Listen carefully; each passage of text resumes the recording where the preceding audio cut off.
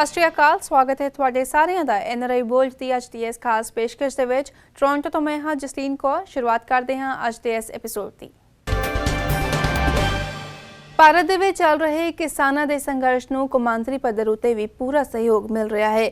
ਬੀਤੇ ਦਿਨੀ greater Toronto area ਦੀਆਂ ਵੱਖ-ਵੱਖ ਕਿਸਾਨ ਜਥੇਬੰਦੀਆਂ ਵੱਲੋਂ ਵੱਖ-ਵੱਖ ਸ਼ਹਿਰਾਂ ਦੇ ਵਿੱਚ ਕਿਸਾਨਾਂ ਦੇ ਸਮਰਥਨ ਲਈ ਰੈਲੀਆਂ ਕੱਢੀਆਂ ਗਈਆਂ। ਜ਼ਿਕਰਯੋਗ ਹੈ ਕਿ ਕੈਨੇਡਾ ਦੇ ਕਈ ਸਿਆਸਤਦਾਨਾਂ ਵੱਲੋਂ ਵੀ ਸੋਸ਼ਲ ਮੀਡੀਆ ਉੱਤੇ ਇਸ ਸੰਬੰਧੀ ਪੋਸਟ ਕੀਤਾ ਜਾ ਰਿਹਾ ਹੈ। ਪੇਸ਼ ਹੈ ਇੱਕ ਖਾਸ ਰਿਪੋਰਟ।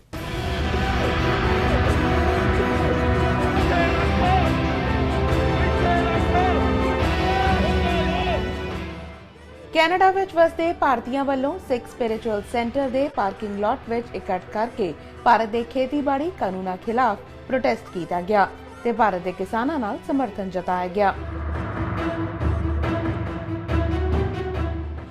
ਬੀਤੇ 2 ਮਹੀਨੇ ਤੋਂ ਜਿੱਥੇ ਭਾਰਤ ਵਿੱਚ ਕਿਸਾਨ ਲਗਾਤਾਰ ਸੰਘਰਸ਼ ਕਰ ਰਹੇ ਨੇ, ਉੱਥੇ ਹੀ ਕੈਨੇਡਾ ਵਿੱਚ ਵੀ ਭਾਰੀ ਠੰਡ ਦੇ ਬਾਵਜੂਦ ਇੱਥੇ ਰਹਿੰਦੇ ਭਾਰਤੀ ਹਰ ਵੀਕਐਂਡ ਤੇ ਇਕੱਠੇ ਹੋ ਕੇ ਇਹਨਾਂ ਦੇ ਸਮਰਥਨ ਵਿੱਚ ਆਵਾਜ਼ ਬੁਲੰਦ ਕਰਦੇ ਨੇ।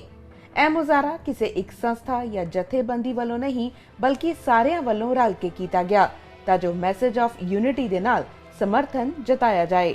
ਸਾਰੀ ਸੰਗਤਾਂ ਨੂੰ ਪਤਾ ਹੀ ਹੈ, ਸਾਰੀ ਦੁਨੀਆ ਨੂੰ ਪਤਾ ਲੱਗ ਚੁੱਕਿਆ ਹੁਣ ਬਈ ਜਿਹੜੇ ਕਾਲੇ ਕਾਨੂੰਨ ਬਣੇ ਨੇ, ਜਿੰਨਾ ਚਿਰ ਇਹ ਵਾਪਸ ਸਰਕਾਰਾਂ ਨਹੀਂ ਲੈਂਦੀਆਂ ਹੈਗੀਆਂ ਉਹਨਾਂ ਚਿਰ ਕਿਸੇ ਨੇ ਵਾਪਸ ਨਹੀਂ ਜਾਣਾ। ਉਸੇ ਸੰਬੰਧ ਵਿੱਚ ਅੱਜ ਇੱਥੇ ਗੁਰਦੁਆਰਾ ਸਿੱਖ ਸਪਿਰਿਚੁਅਲ ਸੈਂਟਰ ਗੁਰਦੁਆਰਾ ਸਾਹਿਬ ਵਿਖੇ ਆਪਣੇ ਕਾਰ ਰੈਲੀ ਹੋ ਰਹੀ ਹੈ, ਜੋ ਕਿ ਬੜੀ ਜਿਹੜੇ ਕਾਨੂੰਨਾਂ ਦੇ ਮੁਤਾਬਕ ਜਿਹੜਾ ਕੋਵਿਡ-19 ਦਾ ਹੈਗਾ ਵੀ ਵਿੱਚ ਬੈਠ ਕੇ ਰਹਿਣਾ ਹੈਗਾ।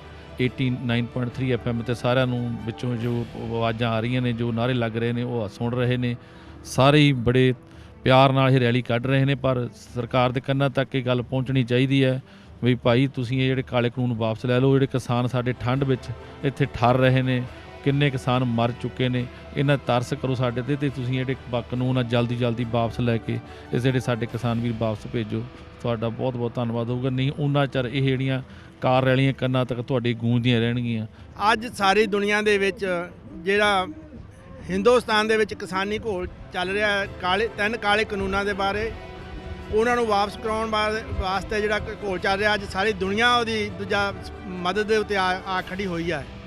ਅਸੀਂ ਹਿੰਦੁਸਤਾਨ ਦੀ ਗੌਰਮੈਂਟ ਨੂੰ ਪੁਰਜ਼ੋਰ ਅਪੀਲ ਕਰਦੇ ਹਾਂ ਕਿ ਇਹ ਜਿਹੜੇ ਆ ਕਿਸਾਨ ਮਾਰੂ ਨਹੀਂ, ਇਹ ਲੁਕਾਈ ਨੂੰ ਨੁਕਸਾਨ ਪਹੁੰਚਾਊਗੀ ਦੁਨੀਆ ਨੂੰ, ਇਹ ਭੁੱਖਿਆ ਮਾਰੂ। ਇਹਦਾ ਜਿੰਨੀ ਛੇਤੀ ਤੋਂ ਛੇਤੀ ਇਹ ਕਾਨੂੰਨ ਆ ਜਿਹੜੇ ਉਹ ਵਾਪਸ ਕੀਤੇ ਜਾਣ। ਅੱਜ ਆਪਾਂ ਸਾਰੇ ਦਰਸ਼ਕਾਂ ਨੂੰ ਦੱਸਣਾ ਚਾਹੁੰਦੇ ਹਾਂ, ਅੱਜ ਇੱਥੇ ਸੰਗਤਾਂ ਇਕੱਠੀਆਂ ਹੋਈਆਂ ਆ ਰੈਕਸਡੇਲ ਗੁਰੂ ਘਰ ਸਿੱਖ ਸਪਿਰਿਚੁਅਲ ਸੈਂਟਰ ਵਿਖੇ। ਆਪਣੇ ਜਿਹੜੇ ਕਿਸਾਨ ਵੀਰ ਭੈਣ ਭਰਾ ਅਤੇ ਬਜ਼ੁਰਗ ਜਿਹੜੇ ਦਿੱਲੀ ਦੇ ਵਿੱਚ ਇਸ ਟਾਈਮ ਮੋਰਚੇ ਦੇ ਵਿੱਚ ਡਟੇ ਹੋਏ ਨੇ, ਉਹਨਾਂ ਦੇ ਨਾਲ ਆਪਾਂ ਸੋਲੀਡੈਰਿਟੀ ਸ਼ੋਅ ਕਰਨ ਵਾਸਤੇ ਅੱਜ ਸਾਰੇ ਇੱਥੇ ਇਕੱਤਰ ਹੋਏ ਹਾਂ। ਆਪਣੀ ਭੈਣ ਨੋਦੀਪ ਕੌਰ, ਜਿਨ੍ਹਾਂ ਨੂੰ ਪੁਲਿਸ ਨੇ 23 ਦਿਨਾਂ ਤੋਂ ਵੱਧ ਲਈ ਹੁਣ ਅਰੈਸਟ ਕਰਕੇ ਰੱਖਿਆ ਹੋਇਆ ਹੈ, ਜਿਨ੍ਹਾਂ ਦੀ 2 ਵਾਰ ਬੇਲ ਵੀ ਡਿਨਾਈ ਕੀਤੀ ਹੈ, ਆਪਾਂ ਉਹਨਾਂ ਦੀ ਰਿਹਾਈ ਦੀ ਮੰਗ ਕਰਦੇ ਹਾਂ। ਸਾਡੀ ਫਿਰ ਤੋਂ ਇੱਥੋਂ ਇੱਕ ਅਪੀਲ ਆ ਤੁਹਾਨੂੰ ਹੱਥ ਜੋੜ ਕੇ ਵੀ ਜਿਹੜੇ ਵੀਰ ਹਲੇ ਵੀ ਤੁਸੀਂ ਕੋਈ ਵੀ ਕਿਸੇ ਕਾਰਨ ਕਰਕੇ ਹਲੇ ਵੀ ਘਰੇ ਬੈਠੇ ਹੋ, ਹੁਣ ਨਹੀਂ ਟਾਈਮ ਹੈਗਾ ਘਰੇ ਬੈਠਣ ਦਾ। ਜੇ ਹੁਣ ਘਰੇ ਤੁਸੀਂ ਬੈਠੇ ਰਹਿ ਗਏ ਫਿਰ ਸ਼ਾਇਦ ਬਹੁਤ ਲੇਟ ਹੋ ਜਾਊਗਾ, ਜਾਂ ਫਿਰ ਤੁਸੀਂ ਜਵਾਬਦੇਹ ਨਹੀਂ ਦੇ ਪਾਓਗੇ ਆਪਣੀ ਆਉਣ ਵਾਲੀਆਂ ਨਸਲਾਂ ਨੂੰ ਵੀ ਤੁਸੀਂ ਕਿਉਂ ਨਹੀਂ ਉਸ ਸੰਘਰਸ਼ ਦੇ ਵਿੱਚ ਗਏ। ਕਿਉਂਕਿ ਹੁਣ ਉਹ ਟਾਈਮ ਆ ਜਦੋਂ ਇਤਿਹਾਸ ਨੇ ਸਿਰਜ ਹੋਣਾ, ਜੋ ਕਿ ਤੁਸੀਂ ਦੇਖ ਸਕਦੇ ਹੋ ਵੀ ਤਕਰੀਬਨ 3 ਮਹੀਨੇ ਹੋਣ ਵਾਲੇ ਨੇ। ਸਾਡੇ ਉੱਥੇ ਸਿੰਘ ਮੋਰਚੇ ਦੇ ਡਟੇ ਹੋਏ ਨੇ, ਸਾਡੇ ਬਜ਼ੁਰਗ ਡਟੇ ਹੋਏ ਨੇ, ਸਾਡੀਆਂ ਬੀਬੀਆਂ ਭੈਣਾਂ ਸਾਰੇ ਡਟੇ ਹੋਏ ਨੇ। ਸੋ ਮੈਂ ਫਿਰ ਤੋਂ ਅਪੀਲ ਕਰਦਾ ਵੀ ਜਿਹੜਾ ਵੀ ਕੋਈ ਹਲੇ ਵੀ ਘਰਾਂ 'ਚ ਬੈਠਾ, ਪਲੀਜ਼ ਤੁਸੀਂ ਜੁੜੋ ਮੋਰਚੇ ਦੇ ਨਾਲ। ਅਸੀਂ ਮੋਰਚੇ ਨੂੰ ਕਾਮਯਾਬ ਕਰਨਾ ਤੇ ਜਿੱਤ ਦੇ ਨਾਲ ਹੀ ਅਸੀਂ ਸਾਰੀ ਚੀਜ਼ ਦੀ ਸ਼ੁਰੂਆਤ ਕਰਾਂਗੇ।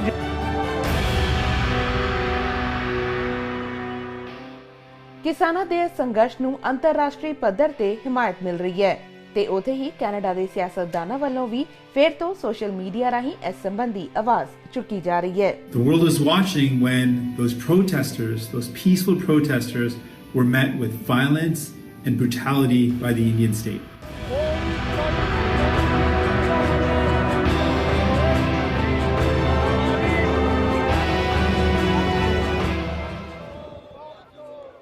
ਇਸ ਦੇ ਨਾਲ ਹੀ ਫਾਰਮਰ ਸਪੋਰਟ ਗਰੁੱਪ ਟੋਰਾਂਟੋ ਵੱਲੋਂ ਵੀ ਬਰੈਂਪਟਨ ਸਥਿਤ ਇੰਡੀਅਨ ਪਾਸਪੋਰਟ ਆਫਿਸ ਦੇ ਬਾਹਰ ਕਿਸਾਨਾਂ ਦੇ ਹੱਕ ਵਿੱਚ ਬੈਨਰ ਫੜ ਕੇ ਸਮਰਥਨ ਜਤਾਇਆ ਗਿਆ। ਕਿਸਾਨ ਆਪਣੇ ਹੱਕਾਂ ਦੇ ਲਈ ਲੜ ਰਹੇ ਆ। ਉਹ 3 ਕਾਲੇ ਕਾਨੂੰਨਾਂ ਦੇ ਜਿਹੜੇ ਖਿਲਾਫ ਜਿਹੜੇ ਅੱਜ ਵੀ ਡਟੇ ਆ, ਤੇ ਉਹਨਾਂ ਨੇ ਉਸ ਦਿਨ ਹੀ ਘਰ ਜਾਣਾ ਵਾ ਜਿਸ ਦਿਨ ਤੱਕ ਉਹ 3 ਕਾਲੇ ਕਾਨੂੰਨ ਜਿਹੜੇ ਵਾਪਸ ਨਹੀਂ ਲਏ ਜਾਂਦੇ। ਦਿੱਲੀ ਦੇ ਵਿੱਚ ਪਿਛਲੇ ਲੰਮੇ ਸਮੇਂ ਤੋਂ 2 ਮਹੀਨਿਆਂ ਤੋਂ ਵੱਧ ਵਕਤ ਤੋਂ ਜਿਹੜਾ ਸਾਂਝਾ ਕਿਸਾਨ ਮੋਰਚਾ ਸੰਘਰਸ਼ ਕਰ ਰਿਹਾ ਔਰ ਜਿਹਦੀ ਅਗਵਾਈ ਪੰਜਾਬ ਨੇ ਕੀਤੀ, ਹਰਿਆਣਾ ਸ਼ਾਮਲ ਹੋਇਆ, ਰਾਜਸਥਾਨ, ਯੂਪੀ ਤੇ ਹੁਣ ਸਾਰਾ ਭਾਰਤ ਹੀ ਸ਼ਾਮਲ ਹੋ ਗਿਆ। ਕੱਲ ਯਾਨੀ ਜਿਹੜਾ ਅੱਜ 6 ਤਰੀਕ ਇੱਥੇ ਆ, ਕੱਲ ਭਾਰਤ ਦੇ ਵਿੱਚ ਸੀਗੀ, ਉੱਥੇ ਕਿਸਾਨ ਮੋਰਚੇ ਵੱਲੋਂ ਚੱਕਾ ਜਾਮ ਕਰਨ ਦਾ ਜਿਹੜਾ ਸੱਦਾ ਦਿੱਤਾ ਗਿਆ ਸੀਗਾ। ਅਸੀਂ ਉਹਦੇ ਹੁੰਗਾਰੇ ਵਜੋਂ ਅੱਜ ਇੱਥੇ ਇਹ ਐਕਸ਼ਨ ਜਿਹੜਾ ਕਰ ਰਹੇ ਹਾਂ ਤੇ ਇਹਦੇ ਵਿੱਚ ਇਹ ਬੜੇ ਦੁੱਖ ਦੀ ਔਰ ਬਹੁਤ ਹੀ ਸ਼ਰਮ ਵਾਲੀ ਗੱਲ ਆ ਕਿ ਭਾਰਤ ਦੇ ਵਿੱਚ ਜਿਹੜੇ ਮਨੁੱਖੀ ਅਧਿਕਾਰ ਆ ਉਹਨਾਂ ਦਾ ਗਲਾ ਕੁੱਟਿਆ ਜਾ ਰਿਹਾ, ਇੰਟਰਨੈਟ ਬੰਦ ਕੀਤਾ ਜਾ ਰਿਹਾ। ਜਿੱਥੇ ਕਿਸਾਨ ਮੋਰਚੇ ਲੱਗੇ ਆ ਉੱਥੇ ਬਾਰਡਰ ਦੇ ਉੱਤੇ ਬਿਜਲੀ ਕੱਟੀ ਜਾ ਰਹੀ ਆ, ਪਾਣੀ ਕੱਟਿਆ ਜਾ ਰਿਹਾ, ਸਹੂਲਤਾਂ ਜਿਹੜੀਆਂ ਉਹ ਬੰਦ ਕੀਤੀਆਂ ਜਾ ਰਹੀਆਂ। ਹੋਰ ਤਾਂ ਹੋਰ ਸੜਕਾਂ ਦੇ ਵਿੱਚ ਕਿੱਲ ਗੱਡ ਕੇ ਔਰ ਜਿਹੜੇ ਬੈਰੀਕੇਡ ਆ ਉਹਨਾਂ ਦੇ ਉੱਤੇ ਕੰਡਿਆਲੀਆਂ ਤਾਰਾਂ ਲਾ ਕੇ ਇਸ ਤਰੀਕੇ ਨਾਲ ਭਾਰਤ ਦੀ ਸਰਕਾਰ ਜਿਹੜੀ ਆ ਉਹ ਕਿਸਾਨਾਂ ਨਾਲ ਪੇਸ਼ ਆ ਰਹੀ ਆ ਜਿਵੇਂ ਇਹ ਕਿਸੇ ਦੁਸ਼ਮਣ ਦੇਸ਼ ਦੀ ਕੋਈ ਫੌਜ ਹੋਵੇ। ਐਜੀਟੇਸ਼ਨ ਕਰਨੀ ਡੈਮੋਕ੍ਰੇਸੀ ਦੇ ਵਿੱਚ ਹਰ ਇੱਕ ਦਾ ਹੱਕ ਆ ਔਰ ਅਸੀਂ ਕੈਨੇਡਾ ਤੋਂ ਸਾਰੇ ਸੱਦੇ ਜਿਹੜੇ ਆ ਕਿਸਾਨ ਮੋਰਚੇ ਦੇ ਉਹਦੇ ਤੇ ਫੁੱਲ ਚੜਾਉਂਦੇ ਰਹੇ ਆ ਔਰ ਹੁਣ ਵੀ ਉਸ ਸੱਦੇ ਤੇ ਫੁੱਲ ਚੜਾਉਂਦੇ ਹੋਏ ਅੱਜ ਅਸੀਂ ਇਹ ਪ੍ਰੋਟੈਸਟ ਪ੍ਰਦਰਸ਼ਨ ਜਿਹੜਾ ਉਹ ਕਰ ਰਹੇ ਹਾਂ। ਬੇਨਤੀ ਇੱਕੋ ਹੈ, ਏਕਤਾ ਕਾਇਮ ਰੱਖੋ। ਕਿਸੇ ਨੂੰ ਜੋ ਮਰਜ਼ੀ ਹੋ ਜਾਵੇ, ਕਿਸੇ ਨੂੰ ਗਦਾਰ ਨਾ ਕਹੋ, ਕੋਈ ਹੋਰ ਗੱਲ ਨਾ ਕਹੋ। ਤੁਹਾਡੇ ਸਾਹਮਣੇ ਇਹ ਘਬਰਾਉਣ ਦੀ ਲੋੜ ਨਹੀਂ।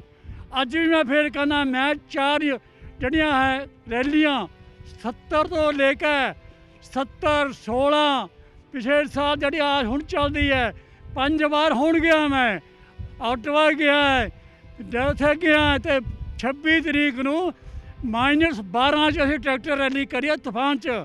ਕਿਉਂ ਕਰੀ ਹੈ? ਉਹ ਜਿਹੜੀਆਂ ਸਾਡੀਆਂ ਧੀਆਂ ਭੈਣਾਂ ਬੈਠੀਆਂ ਉਹਨਾਂ ਪਿੱਛੇ ਕਰੀ ਹੈ। ਅਸੀਂ ਸਾਰੇ ਹੀ ਕਿਸਾਨਾਂ ਦੇ ਨਾਲ ਹਾਂ। ਜਿੰਨੇ ਵੀ NRI ਸਾਰੇ ਦੇਸ਼ਾਂ ਵਿੱਚ ਬੈਠੇ ਹਾਂ, ਅਸੀਂ ਟੋਰਾਂਟੋ ਵਿੱਚ ਬੈਠੇ ਹਾਂ, ਜਿੰਨੇ ਵੀ NRI ਭੈਣ ਭਰਾ ਸਾਰੇ ਤੁਹਾਡੇ ਨਾਲ ਹਨ। ਅਸੀਂ ਤੁਹਾਡਾ ਸਾਥ ਦੇਵਾਂਗੇ।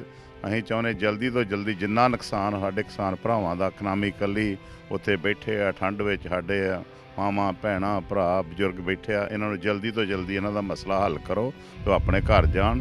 ਅੱਜ ਜਿਵੇਂ ਤੁਹਾਨੂੰ ਪਤਾ ਹੀ ਹੈ, ਕੈਨੇਡਾ ਦੀ ਧਰਤੀ ਤੇ ਟੋਰਾਂਟੋ ਦੇ ਵਿੱਚ ਅੱਜ ਕਾਫੀ ਠੰਡਾ ਸੀਜ਼ਨ ਦਾ ਸਭ ਤੋਂ ਠੰਡੇ ਦਿਨ ਦੇ ਵਿੱਚ ਵੀ ਅਸੀਂ ਕਿਸਾਨਾਂ ਦਾ ਜਿਹੜਾ ਮੋਰਚਾ ਇੰਡੀਆ ਦੇ ਵਿੱਚ ਲੱਗਿਆ ਹੋਇਆ, ਉਹ ਜਿਹੜਾ ਚੱਕਾ ਜਾਮ ਦੇ ਸੱਦੇ ਤੇ ਅਸੀਂ ਇੱਥੇ ਸਾਰੇ ਪਹੁੰਚੇ ਹੋਏ ਹਾਂ ਤੇ ਅਸੀਂ ਪੂਰੀ ਤਰ੍ਹਾਂ ਹਮਾਇਤ ਕਰਦੇ ਹਾਂ ਕਿਸਾਨ ਜਥੇਬੰਦੀਆਂ ਦੀ, ਕਿਸਾਨ ਮੋਰਚੇ ਦੀ ਤੇ ਸਾਡੇ ਜਿਹੜੇ ਇੱਥੇ ਗਰਾਊਂਡ ਲੈਵਲ ਤੇ ਕੰਮ ਕਰਦੇ ਸਾਰੇ ਜਿਹੜੇ ਜਥੇਬੰਦੀਆਂ ਨੇ ਉਹ ਸਿਰਫ ਤੇ ਸਿਰਫ ਕਿਸਾਨਾਂ ਦੇ ਨਾਲ, ਕਿਸਾਨਾਂ ਦੇ ਜਿਹੜੇ ਬਿੱਲ ਨੇ ਉਹਨਾਂ ਨੂੰ ਵਾਪਸ ਲੈਣ ਦੀ ਹਮਾਇਤ ਕਰਦੀਆਂ ਨੇ। UN ਹਿਊਮਨ ਰਾਈਟਸ ਕਾਉਂਸਲ ਵੱਲੋਂ ਵੀ ਸ਼ਾਂਤਮਈ ਢੰਗ ਨਾਲ ਪ੍ਰਦਰਸ਼ਨ ਕਰ ਰਹੇ ਕਿਸਾਨਾਂ ਦਾ ਪੱਖ ਪੂਰਦਿਆਂ ਭਾਰਤ ਦੀ ਕੇਂਦਰ ਸਰਕਾਰ ਨੂੰ ਸਮੱਸਿਆ ਦਾ ਹੱਲ ਲੱਭਣ ਦੀ ਸਲਾਹ ਦਿੱਤੀ ਗਈ ਹੈ। ਜਿੱਥੇ ਇੱਕ ਪਾਸੇ ਹਰ ਹਫ਼ਤੇ ਕਈ ਲੋਕ ਇਕੱਤਰ ਹੋ ਕੇ ਪ੍ਰੋਟੈਸਟ ਕਰਦੇ ਨੇ, ਉੱਥੇ ਹੀ ਇੱਕ ਸ਼ਖਸ ਹਫ਼ਤੇ ਵਿੱਚ 4 ਵਾਰ ਟੋਰਬਰਮ ਤੇ ਸਟੀਲਸ ਦੇ ਇੰਟਰਸੈਕਸ਼ਨ ਤੇ ਬੈਨਰ ਫੜ ਕੇ ਕੱਲਾ ਹੀ ਖੜਦਾ ਹੈ। ਸੋ ਤੁਹਾਨੂੰ ਪਤਾ ਹੈ ਕਿ ਮੋਦੀ ਸਰਕਾਰ ਨੇ 3 ਕਾਲੇ ਕਾਨੂੰਨ ਕਿਸਾਨਾਂ ਉੱਤੇ ਲਾਏ, ਉਹਨਾਂ ਨੂੰ ਵਾਪਸ ਕਰਾਉਣ ਲਈ ਅਸੀਂ ਇੱਥੇ ਪ੍ਰੋਟੈਸਟ ਕਰਦੇ ਹਾਂ। ਸਾਰੇ ਦੇਸ਼ਾਂ ਵਿਦੇਸ਼ਾਂ 'ਚ ਬੈਠੇ ਸਾਰੇ ਸੰਗਤਾਂ ਨੂੰ ਇਹ ਅਵੇਅਰ ਕਰਦੇ ਹਾਂ ਕਿ ਤੁਸੀਂ ਇਹਨਾਂ ਨਾਲ ਰਲ ਕੇ ਸਾਰੇ ਇਹਦਾ ਸਪੋਰਟ ਕਰੋ। ਤੇ ਮੈਂ ਵੀ ਇੱਥੇ ਵੀਕ ਵਿੱਚ 5 ਦਿਨ ਆਉਣਾ ਹੈਗਾ ਜੀ। ਸਾਰੇ ਲੋਕ ਬਹੁਤ ਸਪੋਰਟ ਕਰਦੇ ਮੈਨੂੰ, ਇਸ ਕਰਕੇ ਸਾਰਿਆਂ ਨੂੰ ਮੇਰੀ ਬੇਨਤੀ ਹੈ ਕਿ ਸਾਰੇ ਜਾਣੇ ਰਲ ਮਿਲ ਕੇ ਇਸ ਕਾਲੇ ਕਾਨੂੰਨਾਂ ਨੂੰ ਵਾਪਸ ਕਰਾਉਣ ਲਈ ਸਾਰਿਆਂ ਰਲ ਮਿਲ ਕੇ ਤੁਸੀਂ ਸਪੋਰਟ ਕਰੋ ਜੀ।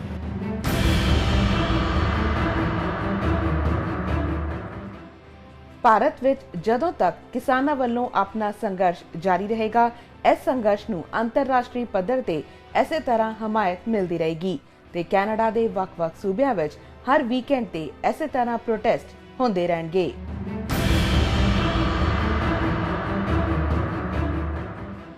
ਕੈਮਰਾਮੈਨ ਮਨਿੰਦਰ ਜਸਲ ਦੇ ਨਾਲ Rupinder Kaur, PTC news, Brampton, Canada.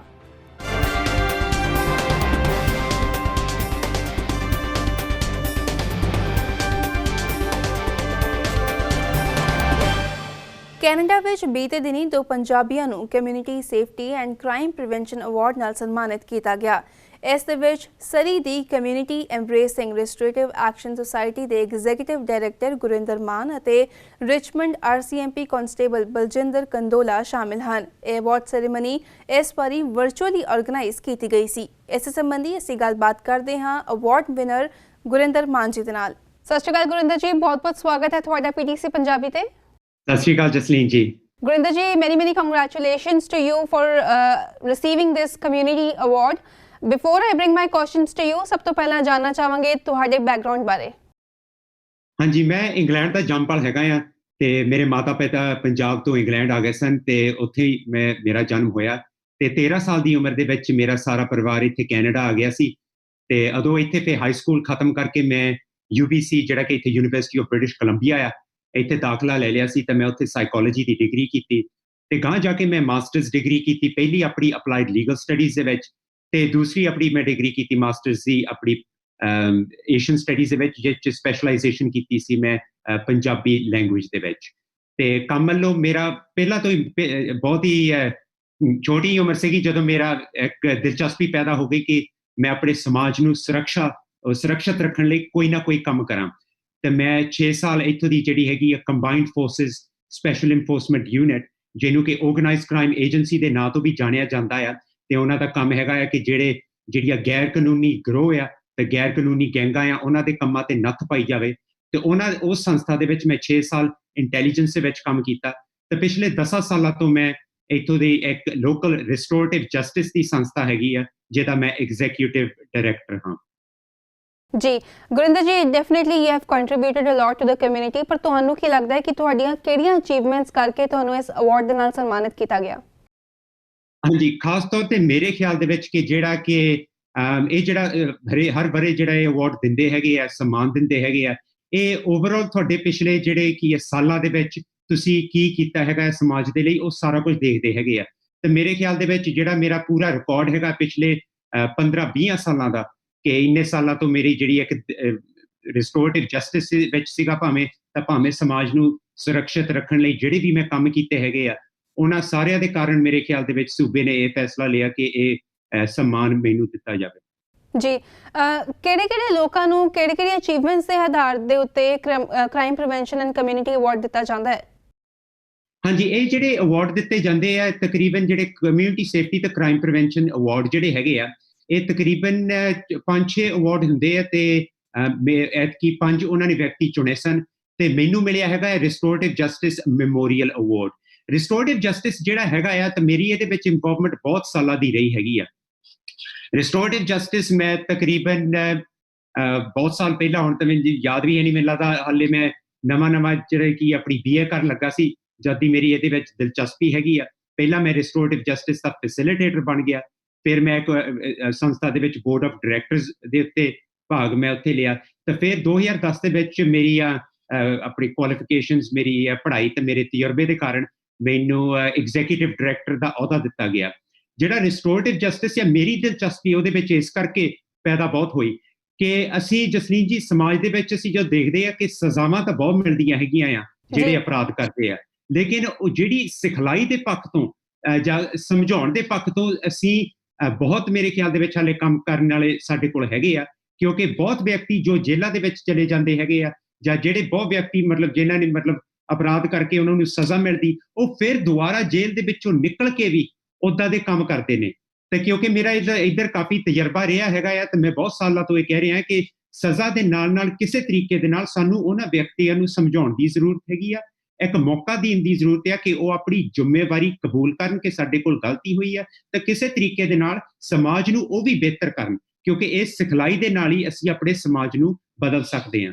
ਤੇ ਇਸੇ ਕਾਰਨ ਐਤਕੀ ਜਿਹੜੀ ਮੈਂ ਇਸ ਰਿਸਟੋਰੇਟਿਵ ਜਸਟਿਸ ਵਿੱਚ ਜਿਹੜਾ ਯੋਗਦਾਨ ਪਾਇਆ ਹੈਗਾ ਆ ਪਿਛਲੇ ਬਹੁਤ ਸਾਲਾਂ ਤੋਂ ਤੇ ਖਾਸ ਤੌਰ ਤੇ ਪਿਛਲੇ 10 ਸਾਲਾਂ ਤੋਂ ਜਿਹੜੀ ਇਹ ਮੈਂ ਸੰਸਥਾ ਨੂੰ ਐਗਜ਼ੀਕਿਊਟਿਵ ਡਾਇਰੈਕਟਰ ਦੇ ਉੱਤੇ ਤੌਰ ਤੇ ਚਲਾ ਵੀ ਰਿਹਾ ਆ, ਇਸ ਦੇ ਉੱਤੇ ਮੇਰੇ ਖਿਆਲ ਦੇ ਵਿੱਚ ਖਾਸ ਤੌਰ ਤੇ ਦੇਖਦੇ ਹੋਏ ਸੂਬੇ ਨੇ ਇਹ ਫੈਸਲਾ ਲਿਆ ਕਿ ਇਹ ਜਿਹੜਾ ਸਨਮਾਨ ਆ ਮੈਨੂੰ ਦਿੱਤਾ ਜਾਵੇ। ਜੀ ਬਿਲਕੁਲ, ਐਂਡ ਬਹੁਤ ਵਧੀਆ ਪੁਆਇੰਟ ਤੁਸੀਂ ਰੇਜ਼ ਕੀਤਾ ਹੈਗਾ, ਬਹੁਤ ਵਧੀਆ ਗੱਲ ਤੁਸੀਂ ਕਹੀ ਹੈ ਕਿ ਚੰਗੀ ਸਿਖਲਾਈ ਦੀ ਲੋੜ ਬਹੁਤ ਜ਼ਰੂਰੀ ਹੈਗੀ ਹੈ। ਨਾਲ ਹੀ ਗੁਰਿੰਦਰ ਜੀ, ਜੇ ਅਸੀਂ ਦੇਖੀਏ ਤੇ ਬ੍ਰਿਟਿਸ਼ ਕੋਲੰਬੀਆ ਦੇ ਵਿੱਚ ਖਾਸ ਕਰਕੇ ਜਿਹੜੇ gun and gang violence the issue ਹੈ ਉਹ ਬਹੁਤ ਜ਼ਿਆਦਾ ਹੈਗਾ, ਖਾਸ ਕਰਕੇ ਜਿਹੜੇ ਆਪਣੇ ਯੂਥ ਨੇ, ਆਪਣੀ ਕਮਿਊਨਿਟੀ ਦੇ, ਸਾਊਥ ਏਸ਼ੀਅਨ ਕਮਿਊਨਿਟੀ ਦੇ ਯੂਥ ਬਹੁਤ ਜ਼ਿਆਦਾ ਇਨਵੋਲਵ ਹੋ ਰਹੇ ਨੇ। ਜੀ ਹਾਂਜੀ, ਇਹ ਬਹੁਤ ਗੰਭੀਰ ਮਸਲਾ ਹੈ ਜਸਲੀਨ ਜੀ। ਨਾਲੇ ਇਹ ਜਿਹੜਾ ਮਸਲਾ ਹੈ ਇਹ ਸਿਰਫ ਤੇ ਸਿਰਫ ਮਾਪੇ ਇਕੱਲੇ ਨਹੀਂ ਇਹਨੂੰ ਸੁਲਝਾ ਸਕਦੇ, ਕੱਲੀ ਪੁਲਿਸ ਕੁਛ ਨਹੀਂ ਕਰ ਸਕਦੀ, ਕੱਲੇ ਟੀਚਰ ਨਹੀਂ। ਇਹ ਸਮੱਸਿਆ ਇਹ ਸਾਨੂੰ ਰਲ ਮਿਲ ਕੇ ਸਾਰਿਆਂ ਨੂੰ ਕਰਨਾ, ਇਹਦੇ ਬਾਰੇ ਕੁਛ ਕਰਨਾ ਪੈਣਾ ਹੈਗਾ ਆ ਕਿ ਜਿਹੜੀਆਂ ਸਾਡੇ ਵਰਗੀਆਂ ਸੰਸਥਾਵਾਂ ਆ, ਜਿਹੜੇ ਮਾਪੇ ਆ, ਜਿਹੜੀ ਪੁਲਿਸ ਆ, ਨਾਲੋਂ ਹੀ ਨਾਲ ਜਿਹੜੇ ਸਕੂਲ ਡਿਸਟ੍ਰਿਕਟ ਦੇ ਵਿੱਚ ਟੀਚਰ ਕੰਮ ਕਰਦੇ ਆ, ਤੇ ਨਾਲੋਂ ਹੀ ਨਾਲ ਜਿਹੜੇ ਕਿ ਸਾਡੇ ਉਮੀਦਵਾਰ ਜਾਂ ਜਿਹੜੇ ਸਾਡੇ ਪੋਲੀਟੀਸ਼ੀਅਨ ਵੀ ਹੈਗੇ ਆ, ਜਿਹੜੇ ਕਾਨੂੰਨ ਜਾਂ ਜਿਹੜੇ ਕਾਨੂੰਨ ਬਣਾਉਂਦੇ ਹੈਗੇ ਆ, ਇਹ ਰਲ ਮਿਲ ਕੇ ਅਸੀਂ ਜਦੋਂ ਇਕੱਠੇ ਮਤਲਬ ਜਿੱਦਾਂ ਕੀ ਆ ਇਸ ਇੱਕ ਰਸਤੇ ਦੇ ਉੱਤੇ ਚੱਲਾਂਗੇ ਕਿ ਨਾਲੇ ਇਹ ਤੈਅ ਕਰਕੇ ਕਿ ਇਸ ਸਮੱਸਿਆ ਨੂੰ ਅਸੀਂ ਨੱਥ ਪਾਉਣੀ ਆ, ਉਦੋਂ ਹੀ ਅਸੀਂ ਕੁਛ ਕਰ ਸਕਾਂਗੇ। ਇਹ ਜੇ ਅਸੀਂ ਇਕੱਲੇ ਬੈਠ ਕੇ ਕੁਛ ਨਾ ਕੁਛ ਅਸੀਂ ਕਰਨ ਦੀ ਕੋਸ਼ਿਸ਼ ਕੀਤੀ ਤਾਂ ਉਨੀ ਸਫਲਤਾ ਸਾਨੂੰ ਪ੍ਰਾਪਤ ਨਹੀਂ ਹੋਣੀ। ਤੇ ਜਦੋਂ ਅਸੀਂ ਇਕੱਠੇ ਹੋ ਕੇ ਕਰਾਂਗੇ ਤਾਂ ਮੇਰੇ ਖਿਆਲ ਦੇ ਵਿੱਚ ਅਸੀਂ ਇਹਦਾ ਕੁਛ ਨਾ ਕੁਛ ਕਰ ਸਕਾਂਗੇ। ਜੀ ਗੁਰਿੰਦਰ ਜੀ, ਜਿਸ ਤਰ੍ਹਾਂ ਅਸੀਂ ਬ੍ਰਿਟਿਸ਼ ਕੋਲੰਬੀਆ ਦੀ ਗੱਲ ਕਰ ਰਹੇ ਹੈਗੇ ਆ, ਇੱਕ ਇਸ਼ੂ ਹੋਰ ਹੈਗਾ ਹੈ, ਪਿਛਲੇ ਲਗਭਗ 5 ਸਾਲਾਂ ਤੋਂ BC ਦੇ ਵਿੱਚ ਐਮਰਜੈਂਸੀ ਹੈਲਥ ਕੇਅਰ ਡਿਕਲੇਅਰਡ ਹੈਗੀ ਹੈ। ਐਂਡ ਕੁਝ ਦਿਨਾਂ ਪਹਿਲਾਂ ਇਹ ਵੀ ਸਾਹਮਣੇ ਆਇਆ ਸੀਗਾ ਕਿ ਪੈਂਡੈਮਿਕ ਤੋਂ ਬਾਅਦ ਵੀ BC ਦੇ ਵਿੱਚ COVID-19 ਦੇ ਮੁਕਾਬਲੇ ਜ਼ਿਆਦਾ ਡੈਥਸ ਜਿਹੜੀਆਂ ਹੈਗੀਆਂ ਨੇ ਉਹ ਡਰੱਗ ਓਵਰਡੋਜ਼ਸ ਕਰਕੇ ਹੋ ਰਹੀਆਂ ਨੇ। ਕਿਉਂਕਿ ਤੁਸੀਂ ਹੁਣ ਤੱਕ ਆਪਣਾ ਕਮਿਊਨਿਟੀ ਦੇ ਵਿੱਚ ਯੋਗਦਾਨ ਪਾਉਂਦੇ ਆਏ ਹੋ, ਹੁਣ ਤੱਕ ਤੁਸੀਂ ਸੋਸ਼ਲ ਵਰਕ ਵੀ ਕਰਦੇ ਹੈਗੇ ਹੋ, ਤੇ ਕੀ ਤੁਹਾਡੇ ਵੱਲੋਂ ਕੋਸ਼ਿਸ਼ ਕੀਤੀ ਗਈ ਹੈ ਹੁਣ ਤੱਕ ਕਿ ਤੁਸੀਂ ਜਿਹੜੇ BC ਦੇ ਵਿੱਚ ਜਿਹੜੇ ਪੋਲੀਟੀਕਲ ਲੀਡਰਸ ਨੇ ਉਹਨਾਂ ਦੇ ਨਾਲ ਰਾਬਤਾ ਕਾਇਮ ਕਰਕੇ ਇਸ ਇਸ਼ੂ ਨੂੰ ਐਡਰੈਸ ਕਰੋ? ਇਹ ਦਰਅਸਲ ਇਹ ਜਿਹੜਾ ਡਰੱਗ ਦਾ ਇਸ਼ੂ ਹੈਗਾ ਆ, ਇਹ ਬੜਾ ਹੀ ਗੰਭੀਰ ਵੀ ਹੈਗਾ ਤੇ ਗੁੰਝਲਦਾਰ ਵੀ ਹੈਗਾ ਆ, ਕਿਉਂਕਿ ਇਹਦੇ ਵਿੱਚ ਜਿਹੜੇ ਉਹ ਵਿਅਕਤੀ ਨੇ ਜਿਹੜੇ ਕਿ ਡਰੱਗ ਲੈਂਦੇ ਹੈਗੇ, ਇਹਦੇ ਬਹੁਤ ਕਾਰਨ ਹੁੰਦੇ ਆ। ਇਹਦੇ ਵਿੱਚ ਇੱਕ ਆਰਥਿਕ ਜਿਹੜੀ ਇਕਨੋਮਿਕਲ ਗੱਲ ਵੀ ਹੈਗੀ ਆ, ਕਿਉਂਕਿ ਉਹਨਾਂ ਦੀ ਕਈ ਵਾਰੀ ਆਰਥਿਕ ਤੰਗੀਆਂ ਉਹਨਾਂ ਨੂੰ ਹੁੰਦੀਆਂ। ਉੱਪਰੋਂ ਜਿਹੜੀ ਆ ਸਾਡੇ ਸਮਾਜਿਕ ਜਿਹੜੀਆਂ ਸੇਵਾਵਾਂ ਹੈਗੀਆਂ ਆ, ਮੈਂਟਲ ਹੈਲਥ ਦੀਆਂ ਜਾਂ ਓਵਰਆਲ ਜਿੱਦਾਂ ਕਿਸੇ ਨੂੰ ਕੋਈ ਸਮੱਸਿਆ ਹੈਗੀ ਹੈ ਜਿਸ ਕਾਰਨ ਕਈ ਵਾਰੀ ਉਹ ਡਰੱਗ ਦਾ ਇਸਤੇਮਾਲ ਕਰਦੇ ਹੈਗੇ ਆ, ਜਾਂ ਹੋਰ ਉਹਨਾਂ ਦੀ ਜ਼ਿੰਦਗੀ ਦੇ ਵਿੱਚ ਜਿਹੜੀਆਂ ਸਮੱਸਿਆਵਾਂ ਹੈਗੀਆਂ, ਇਹ ਬੜਾ ਜ਼ਰੂਰੀ ਹੁੰਦਾ ਆ ਕਿ ਅਸੀਂ ਇਕੱਠੇ ਰਲ ਕੇ ਕਿਸੇ ਨਾ ਕਿਸੇ ਤਰੀਕੇ ਦੇ ਨਾਲ ਉਹ ਜਿਹੜੀ ਉਹਨਾਂ ਦੀ ਜ਼ਿੰਦਗੀ ਦੇ ਵਿੱਚ ਜਿਹੜੀਆਂ ਮੁਸ਼ਕਿਲਾਵਾਂ ਹੈਗੀਆਂ ਆ, ਉਹਨਾਂ ਨੂੰ ਅਸੀਂ ਮਤਲਬ ਜਿੱਦਾਂ ਕੀ ਆ ਉਹਨਾਂ ਨੂੰ ਘਟਾਈਏ ਕਿਸੇ ਤਰੀਕੇ ਦੇ ਨਾਲ। ਅਸੀਂ ਹੋਰ ਉਹਨਾਂ ਲਈ ਕੋਈ ਨਾ ਕੋਈ ਸੇਵਾਵਾਂ ਵੀ ਵਧਾਈਏ ਤਾਂ ਕਿ ਜਿਹੜੀ ਆ ਉਹਨਾਂ ਨੂੰ ਕੋਈ ਸਹਾਇਤਾ ਦੀ ਜ਼ਰੂਰਤ ਹੈਗੀ ਆ, ਜਿਹੜੇ ਇਹ ਡਰੱਗ ਦਾ ਇਸਤੇਮਾਲ ਕਰਦੇ ਆ, ਇਸ ਆਪਣੇ ਸਾਡੇ ਸਮਾਜ ਦੇ ਵਿੱਚ, ਸਾਡੇ ਭਾਈਚਾਰੇ ਦੇ ਵਿੱਚ, ਸਾਡੇ ਸ਼ਹਿਰਾਂ ਦੇ ਵਿੱਚ ਇਹ ਜਿਹੜੀਆਂ ਇਹ ਸੇਵਾਵਾਂ ਆ, ਇਹ ਉਹਨਾਂ ਲਈ ਹੋਣੀਆਂ ਚਾਹੀਦੀਆਂ ਆ ਤਾਂ ਕਿ ਉਹ ਉਹਨਾਂ ਦੀ ਮਤਲਬ ਜਿੱਦਾਂ ਕਿ ਉਸ ਡਰੱਗ ਦੀ ਓਵਰਡੋਜ਼ ਕਰਨ ਤੋਂ ਜਾਂ ਡਰੱਗ ਨੂੰ ਛੱਡਣ ਦੇ ਵਿੱਚ ਉਹਨਾਂ ਦੀ ਕਿਸੇ ਨਾ ਕਿਸੇ ਤਰੀਕੇ ਦੇ ਨਾਲ ਸਹਾਇਤਾ ਕੀਤੀ ਜਾਵੇ। ਜੇ ਉਹਨਾਂ ਨੂੰ ਸਿਰਫ ਤੇ ਸਿਰਫ ਆਪਣੀ ਪੁਲਿਸ ਨੂੰ ਕੋਈ ਸੱਦ ਦੇਵੇ ਤਾਂ ਆ ਕੇ ਉਹਨਾਂ ਨੂੰ ਹੱਥਕੜੀ ਲਾ ਦੇਣਗੇ ਤਾਂ ਉਹਦੇ ਨਾਲ ਇਹ ਸਮੱਸਿਆ ਬੰਦ ਨਹੀਂ ਹੋਣੀ ਹੈਗੀ, ਕਿਉਂਕਿ ਇਹਦੇ ਵਿੱਚ ਜਿੱਦਾਂ ਮੈਂ ਕਿਹਾ ਇੱਕ ਬੜੀ ਹੀ ਗੁੰਝਲਦਾਰ ਹੈਗੀ ਆ। ਇਹਦੇ ਵਿੱਚ ਕਈ ਵਾਰੀ ਆਰਥਿਕ ਇਕਨੋਮਿਕਲ ਗੱਲਾਂ ਵੀ ਹੁੰਦੀਆਂ ਹੈ ਕਿ ਜਿਹਦੇ ਕਾਰਨ ਉਹ ਡਰੱਗ ਲੈਂਦੇ ਹੈਗੇ, ਕਈ ਵਾਰੀ ਉਹਨਾਂ ਦੀ ਜ਼ਿਆਦਤੀ ਜ਼ਿੰਦਗੀ ਦੇ ਵਿੱਚ ਮੁਸ਼ਕਿਲਾਵਾਂ ਹੁੰਦੀਆਂ ਹੈਗੀਆਂ ਆ, ਤੇ ਕਈ ਵਾਰੀ ਉਹਨਾਂ ਨੂੰ ਨੌਕਰੀ ਦੇ ਪੱਖੋਂ ਵੀ ਉਹਨਾਂ ਨੂੰ ਮੁਸ਼ਕਿਲਾਵਾਂ ਹੁੰਦੀਆਂ ਹੈ। ਤੇ ਅਸੀਂ ਜਦੋਂ ਸਾਰੇ ਰਲ ਕੇ ਮਤਲਬ ਜਿੱਦਾਂ ਉਹਨਾਂ ਨੂੰ ਇਹ ਸੇਵਾਵਾਂ ਪ੍ਰਦਾਨ ਕਰਾਂਗੇ ਤਾਂ ਨਾਲੋਂ ਹੀ ਨਾਲ ਉਹਨਾਂ ਦੀ ਸਹਾਇਤਾ ਕਰਾਂਗੇ, ਨਾਲੇ ਆਰਥਿਕ ਪੱਖ ਤੋਂ ਵੀ ਆਪਣੇ ਸਮਾਜ ਨੂੰ ਅਸੀਂ ਬਿਹਤਰ ਕਰਾਂਗੇ, ਤਾਂ ਹੀ ਮੇਰੇ ਖਿਆਲ ਦੇ ਵਿੱਚ ਅਸੀਂ ਇਸ ਸਮੱਸਿਆ ਦੇ ਉੱਤੇ ਅਸੀਂ ਪੂਰੀ ਵਧੀਆ ਤਰੀਕੇ ਦੇ ਨਾਲ ਨੱਥ ਪਾ ਸਕਣਾ। ਜੀ ਬਿਲਕੁਲ। ਗੁਰਿੰਦਰ ਜੀ, ਆਖਿਰ ਦੇ ਵਿੱਚ ਜਾਣਨਾ ਚਾਹਾਂਗੇ ਕਿ ਭਵਿੱਖ ਦੇ ਲਈ ਕਿਸ ਤਰ੍ਹਾਂ ਦੀ ਕੰਟਰੀਬਿਊਸ਼ਨ ਕਮਿਊਨਿਟੀ ਦੇ ਵਿੱਚ ਕਰਨ ਲਈ ਤੁਸੀਂ ਵਿਚਾਰ ਕਰ ਰਹੇ ਹੋ? ਮੈਂ ਤਾਂ ਬਸ ਜਿੱਦਾਂ ਕਿ ਇਹੀ ਚਾਹੁੰਦਾ ਕਿ ਜਿੱਦਾਂ ਦੀ ਮੇਰੀ ਮੈਂ ਬੜਾ ਖੁਸ਼ਕਿਸਮਤ ਸੀ ਜਿਸ ਪਰਿਵਾਰ ਦੇ ਵਿੱਚ ਮੈਂ ਜਨਮ ਲਿਆ। ਮੇਰੀ ਬਹੁਤ ਛੋਟੀ ਉਮਰ ਦੇ ਵਿੱਚ ਮੇਰੇ ਮਾਤਾ ਪਿਤਾ ਨੇ ਮੈਨੂੰ ਕਿਹਾ ਸੀਗਾ ਕਿ ਤੂੰ ਇੱਕ ਇਖਲਾਕੀ ਇਨਸਾਨ ਬਣਨਾ ਆ, ਇੱਕ ਇਮਾਨਦਾਰ ਇਨਸਾਨ ਬਣਨਾ ਹੈ ਤੇ ਤੂੰ ਭਾਈਚਾਰੇ ਦੇ ਲਈ ਚੰਗੇ ਕੰਮ ਕਰਨੇ ਆ। ਬਾਕੀ ਮੇਰੇ ਬਾਬਾ ਜੀ, ਮੇਰੇ ਸਵਰਗਵਾਸੀ ਬਾਬਾ ਜੀ, ਉਹ ਬਹੁਤ ਹੀ ਇਮਾਨਦਾਰ ਪੁਲਿਸ ਇੰਸਪੈਕਟਰ ਸਨ ਤੇ ਇਸ ਕਰਕੇ ਸਾਡੇ ਘਰ ਦੇ ਵਿੱਚ ਅਕਸਰ ਇਨਸਾਫ ਤੇ ਚੰਗਿਆਈ ਦੀਆਂ ਗੱਲਾਂ ਹੁੰਦੀਆਂ ਸੀ। ਤੇ ਇਹੀ ਮੈਂ ਪ੍ਰੇਰਦਾ ਹੈਗਾ ਸਾਡੇ ਭਾਈਚਾਰੇ ਨੂੰ, ਸਾਡੇ ਸਮਾਜ ਨੂੰ ਕਿ ਆਪਣੇ ਬੱਚਿਆਂ ਨੂੰ ਤੁਸੀਂ ਪ੍ਰੇਰਿਤ ਕਰੋ, ਉਹਨਾਂ ਨੂੰ ਪ੍ਰਭਾਵਿਤ ਕਰੋ ਕਿ ਉਹ ਚੰਗੇ ਕੰਮ ਕਰਨ, ਉਹ ਪੜ੍ਹਾਈ ਕਰਨ ਤੇ ਆਪਣੇ ਭਾਈਚਾਰੇ ਦੇ ਵਿੱਚ ਵੀ ਗਾਂਹ ਜਾ ਕੇ ਉਹਨਾਂ ਦੀਆਂ ਸਹਾਇਤਾ ਕਰਨ ਤੇ ਸਮਾਜ ਨੂੰ ਬਿਹਤਰ ਬਣਾਉਣ। ਮੈਂ ਤਾਂ ਇੰਨਾ ਹੀ ਬਸ ਕਹਿ ਸਕਦਾ। जी गुरिंदर जी बहुत बहुत धन्यवाद ਤੁਹਾਡਾ ਸਾਡੇ ਨਾਲ ਜੁੜਨ ਦੇ ਲਈ। ਬਹੁਤ ਵਧੀਆ ਲੱਗਿਆ ਤੁਹਾਡੇ ਨਾਲ ਗੱਲ ਕਰਕੇ ਤੇ ਅਸੀਂ ਵੀ ਉਮੀਦ ਕਰਦੇ ਹਾਂ ਕਿ ਤੁਸੀਂ ਲਗਾਤਾਰ ਅਜਿਹੇ ਕੰਮ ਕਰਦੇ ਰਹੋ, ਕਮਿਊਨਿਟੀ ਦੀ ਇਸੇ ਤਰ੍ਹਾਂ ਸੇਵਾ ਕਰਦੇ ਰਹੋ ਤਾਂ ਜੋ ਜਿਹੜੀ ਸਾਡੀ ਨੌਜਵਾਨ ਪੀੜ੍ਹੀ ਹੈਗੀ ਹੈ ਉਹ ਵੀ ਅਜਿਹੇ ਕੰਮਾਂ ਲਈ ਪ੍ਰੇਰਿਤ ਹੋਣ ਅਤੇ ਇੱਕ ਵਧੀਆ ਐਗਜ਼ਾਮਪਲ ਉਹਨਾਂ ਲਈ ਵੀ ਸੈੱਟ ਹੋਵੇ। ਬਹੁਤ ਬਹੁਤ ਧੰਨਵਾਦ ਤੁਹਾਡਾ PTC ਦੇ ਨਾਲ ਜੁੜਨ ਲਈ ਅਤੇ ਆਪਣੇ ਵਿਚਾਰ ਆਪਣੇ ਜਾਣਕਾਰੀ ਸਾਡੇ ਨਾਲ ਸਾਂਝੀ ਕਰਨ ਲਈ। Thank you and please stay safe. ਧੰਨਵਾਦ ਜੀ, thank you. So NRI world ਵਿੱਚ ਇਹ ਸੀ ਸਾਡੀ ਅੱਜ ਦੀ ਖਾਸ ਪੇਸ਼ਕਸ਼। ਜੇ ਤੁਹਾਡਾ ਕੋਈ ਸਵਾਲ ਹੈ ਜਾਂ ਫਿਰ ਆਪਣਾ ਕੋਈ ਵਿਚਾਰ ਤੁਸੀਂ ਸਾਡੇ ਨਾਲ ਸਾਂਝਾ ਕਰਨਾ ਚਾਹੁੰਦੇ ਹੋ ਤੇ ਜ਼ਰੂਰ ਲਿਖ ਕੇ ਭੇਜੋ feedback@ptcnetwork.com ਤੇ। ਮਿਲਾਂਗੇ ਅਗਲੇ ਹਫਤੇ, ਉਦੋਂ ਤੱਕ ਲਈ ਮੈਨੂੰ ਦਿਓ ਇਜਾਜ਼ਤ ਅਤੇ ਦੇਸ਼ ਦੁਨੀਆ ਦੀਆਂ ਖਬਰਾਂ ਲਈ ਤੁਸੀਂ ਬਣੇ ਰਹੋ PTC ਨਿਊਜ਼ ਦੇ ਨਾਲ।